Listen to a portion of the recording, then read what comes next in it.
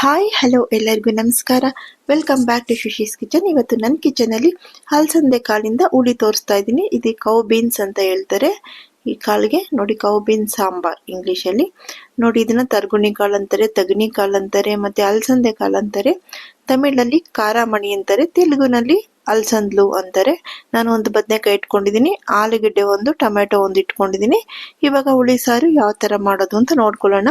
First ಒಂದು ಬಾಣಲೆ ಇಟ್ಕೊಂಡು ಸ್ವಲ್ಪ ಆಯಿಲ್ ಹಾಕೊಂಡು ಈರುಳ್ಳಿನ ಹುರ್ಕೊತಾ ಇದ್ದೀನಿ. ಒಂದು ಈರುಳ್ಳಿನಲ್ಲಿ ಸ್ವಲ್ಪ ಹಸಿಯಾಗಿ ಸ್ವಲ್ಪ ಎತ್ತಿಟ್ಕೊತೀನಿ. ನಾನು ಮಾಡೋ ಸಾರಲ್ಲೆಲ್ಲ ಹಸಿ ಈರುಳ್ಳಿ ಸ್ವಲ್ಪ ಸೇರಿಸ್ಕೊತೀನಿ, ಒಂದು 4 ಪೀಸ್ ಎತ್ತಿಟ್ಕೊತೀನಿ.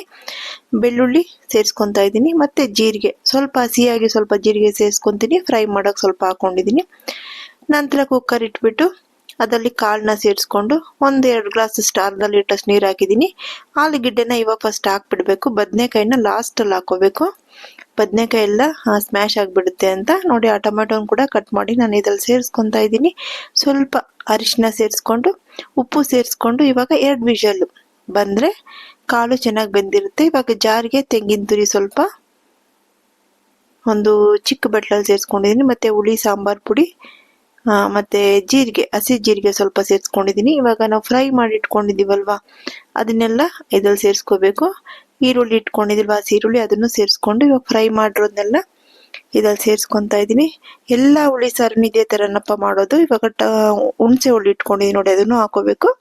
ಲಾಸ್ಟಲ್ಲಿ ಕೊತ್ತಂಬರಿ ಸೊಪ್ಪು ಹಾಕೋಬೇಕು. ಕಾಳನ್ನ ಸ್ವಲ್ಪ ಎತ್ತು ಸೇರಿಸ್ಕೊತಾ ಇದ್ದೀನಿ. 2 ವಿಷಲ್ ಬಂದಿದ್ದಾಯಿತು.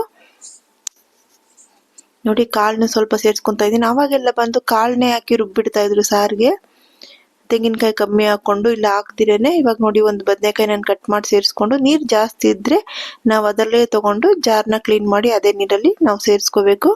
ಇಲ್ಲಾಂದರೆ ತುಂಬ ನೀರಾಗಿಬಿಡುತ್ತೆ ಸಾರು. ನೋಡಿ ಸೇರಿಸ್ಕೊಳ್ಳೋಣ, ಬೇಕಾದ್ರೆ ನೀರು ಹಾಕೋಬಹುದು. ನೋಡಿ, ಈ ಥರ ಎಲ್ಲ ಮಿಕ್ಸ್ ಮಾಡಿಬಿಟ್ಟು ಸಾಲ್ಟು ನೋಡಿಬಿಟ್ಟು, ಸಾಲ್ಟ್ ಕಮ್ಮಿ ಇದ್ದರೆ ಸೇರಿಸ್ಕೊಳ್ಳಿ. ನಾನು ಸ್ವಲ್ಪ ಕಮ್ಮಿ ಇತ್ತು ಸೇರಿಸ್ತಾ ಇದ್ದೀನಿ. ಲಿಡ್ ಕ್ಲೋಸ್ ಮಾಡಿ 1 ವಿಷಲ್ಲು ಬರ್ತಾ ಇದ್ದಂಗೆ ಆಫ್ ಮಾಡಿಬಿಟ್ಟು ಆಮೇಲೆ ನಾನು ಪ್ರೆಷರ್ ರಿಲೀಸ್ ಮಾಡಿಬಿಟ್ಟೆ, ಇಲ್ಲಾಂದರೆ ಬದನೆಕಾಯಿ ಎಲ್ಲ ತುಂಬ ಸ್ಮ್ಯಾಶ್ ಆಗಿಬಿಡುತ್ತೆ. ನೋಡಿ, ಸಾಂಬಾರು ರೆಡಿಯಾಗಿದೆ. ಇದಕ್ಕೊಂದು ಸೂಪರ್ ಆಗಿರೋ ಒಗ್ಗರಣೆ ಕೊಡೋಣ ಇವಾಗ. ಯಾವಾಗಲೂ ನಾನು ಕೊಡೋ ನನ್ನ ಚಾನಲಲ್ಲಿ ನನ್ನ ಹುಳಿ ಸಾರಿಗೆಲ್ಲ ನಾನು ಇದೇ ಥರನೇ ಒಗ್ಗರಣೆ ಕೊಡೋದು. ಆಯಿಲ್ ಹಾಕ್ಕೊಂಡು ಸಾಸಿವೆ ಸೇರಿಸ್ಕೊಂಡು ಸಾಂಬಾರುಗಳನ್ನ ಜಜ್ಜಿಟ್ಕೊಂಡಿದ್ದೀನಿ, ಅದನ್ನ ಇದ್ರಲ್ಲಿ ಸೇರಿಸ್ಕೊತಾ ಇದ್ದೀನಿ.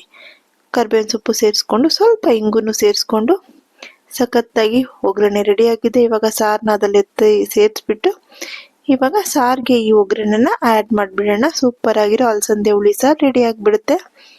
ಬಿಸಿ ಬಿಸಿ ಅನ್ನದ ಜೊತೆನೋ ಬಿಸಿ ಬಿಸಿ ರಾಗಿ ಮುದ್ದೆ ಜೊತೆನೋ ತಿಂತಾ ಇರೋ ತುಂಬ ಸಖತ್ತಾಗಿರುತ್ತೆ. ನೋಡಿ, ಡಿಶ್ ಔಟ್ ಮಾಡಿ ತೋರಿಸ್ತಾ ಇದ್ದೀನಿ, ನೀವು ಮಾಡಿ ನೋಡಿಪ್ಪ. Thank you.